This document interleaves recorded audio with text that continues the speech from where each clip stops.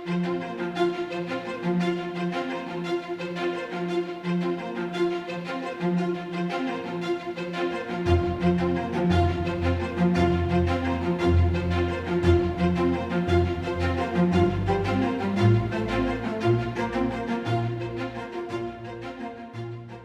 couple of years ago, I was a presenter at a virtual conference and had to upload my presentation in advance to a hosting platform. In the week before the conference, the platform changed its requirements, forcing all users to create an account to access it. Conference organizers had to quickly pivot to address this unexpected update. This is what can make emerging technologies challenging. We never know when or how they might change. This means educators need a plan so they and their students are equipped to navigate these ongoing changes.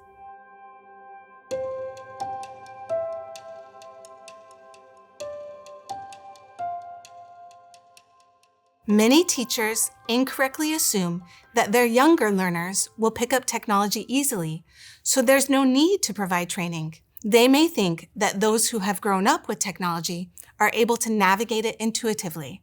But this is not entirely accurate.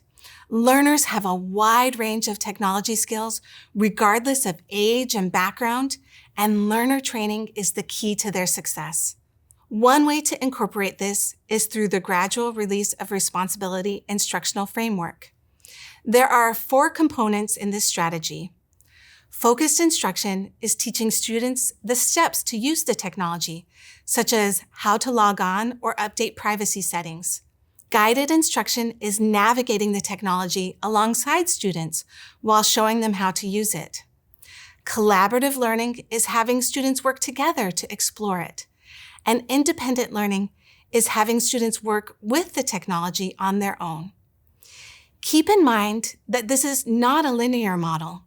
Teachers can move through the steps in any order depending on the needs and skills of their students. Let's say I have my low intermediate class work on typing paragraphs about their favorite season. When they come to class, I've already pulled up a GenAI chatbot on their computers.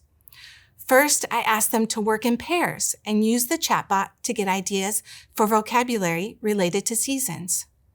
Next, I walk them through a question I used to do the same task. Can I get a list of 10 vocabulary words to describe the fall season at an intermediate level of English? I have them discuss how what I did was similar and different to what they did. Next, I give them instructions on how to refine the output. When working with GenAI, there's no telling what you might get in the output, so there's often a need to adjust on the fly. The most common adjustment I have is, these words are too difficult. Can you give me words that are one level below? Finally, I have them individually brainstorm vocabulary with the chatbot and choose 5 words they can use to write their paragraph. Regardless of the order, when using the Gradual Release of Responsibility model, ensuring all steps are included at least once will provide the training students need to be more successful.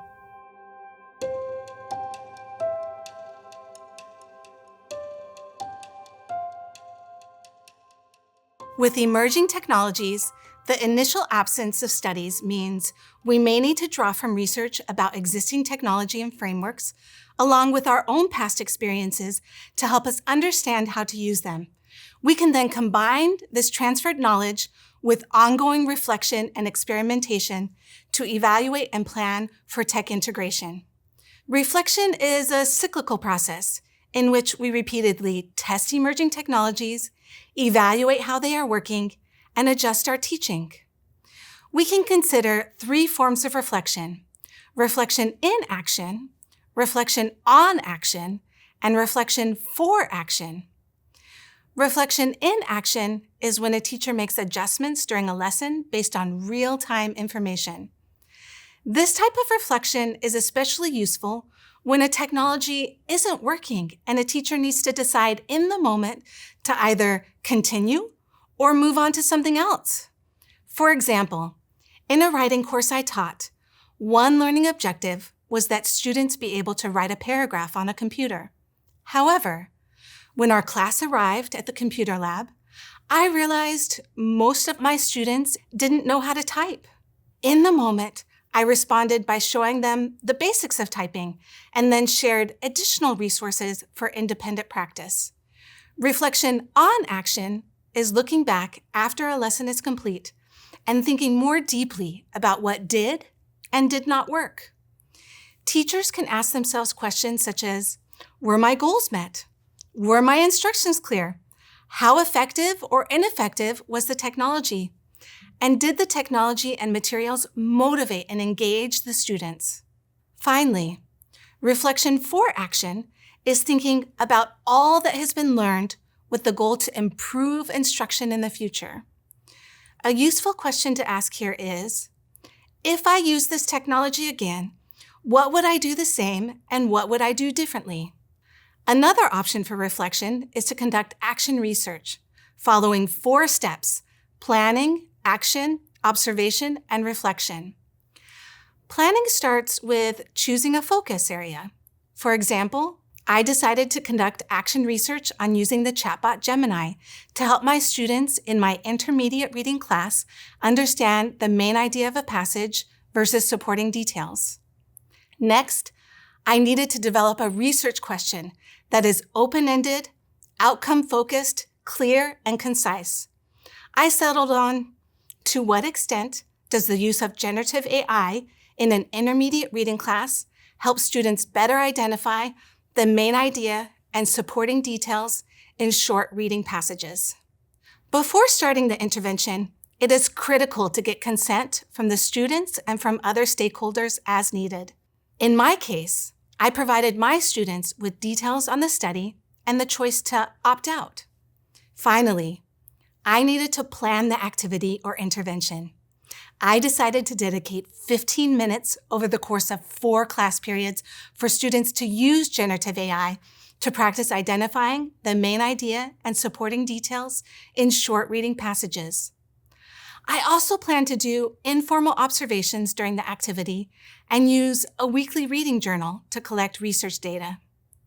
Now I was ready for action. My students individually read and identified the main idea and supporting details in a short passage, and then compared their answers to ones generated by Gemini. Students also entered their main idea summaries into Gemini to make them more concise.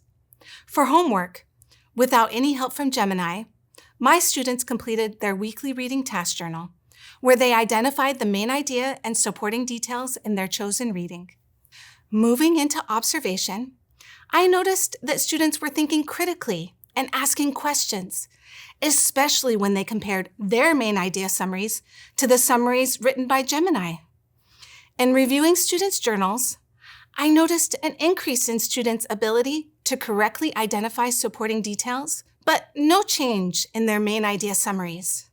Reflecting on this action research, I realized I should have asked my students about their thoughts on using Gemini and whether it helped them understand main ideas and supporting details.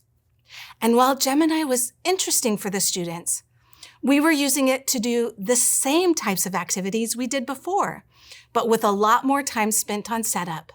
This reflection then led to a revision of the class in a second phase of the research to try and address some of the challenges I identified.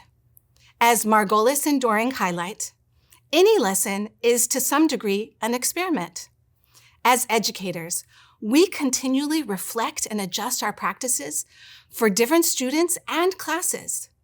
The same should go for our use of technology.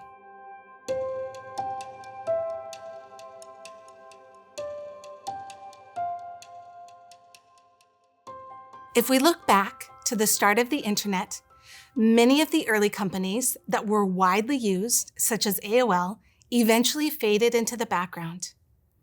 This pattern has continued with emerging technologies. Whether a new product comes out or an existing product changes its functionality, the one constant is that technologies are always evolving.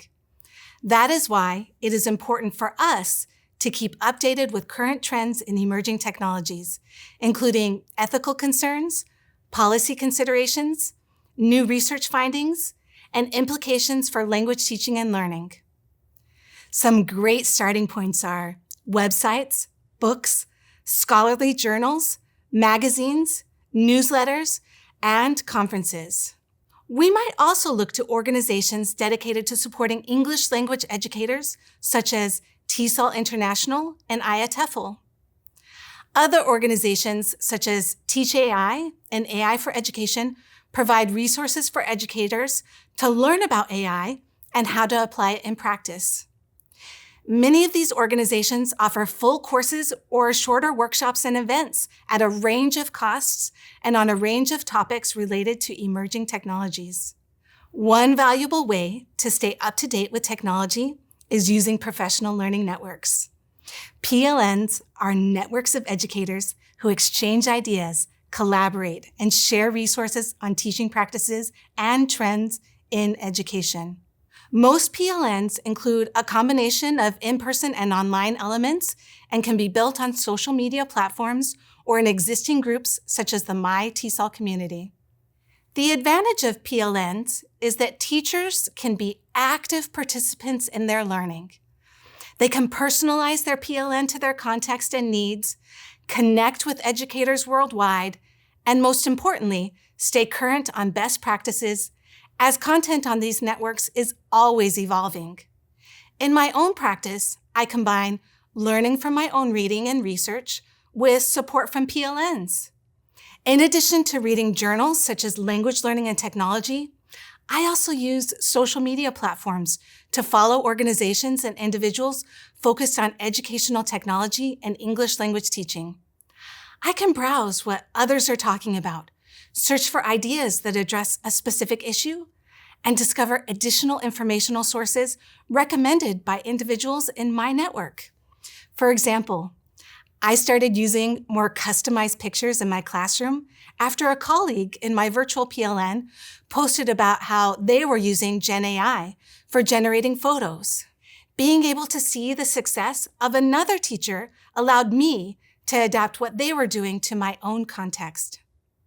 Combined with more traditional professional learning sources, PLNs can provide us with expert models for teaching with technology in our own context. It is easy to get overwhelmed by all of the information available. So setting goals, regularly adjusting our sources and types of information, and taking breaks are all important pillars for success.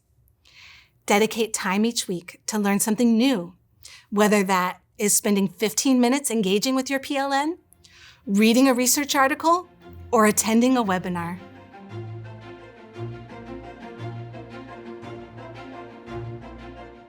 While some of us may be afraid that Gen AI might replace us as teachers, I think there will always be a need for knowledgeable language teachers to curate learning experiences for their students.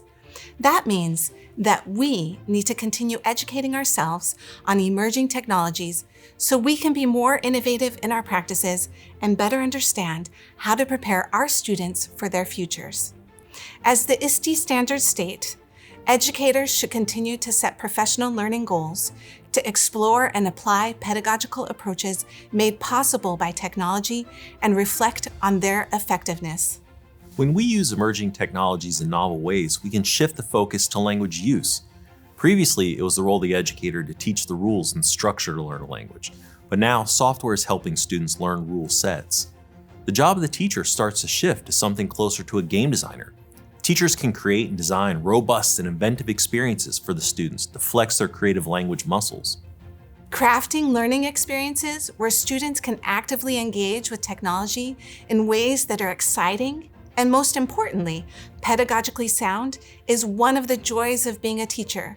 When everything comes together, or even when it doesn't, I remember the reason I was drawn to the field of English language teaching was its ability to bring people together. Throughout this course, we've considered the incredible power of emerging technologies to transform English language teaching and learning. We've discussed frameworks for understanding how to select and integrate these technologies into the classroom, as well as the risks and concerns involved in engaging with them. As we step into the future, we carry with us a healthy dose of both caution and enthusiasm. We hope you will too.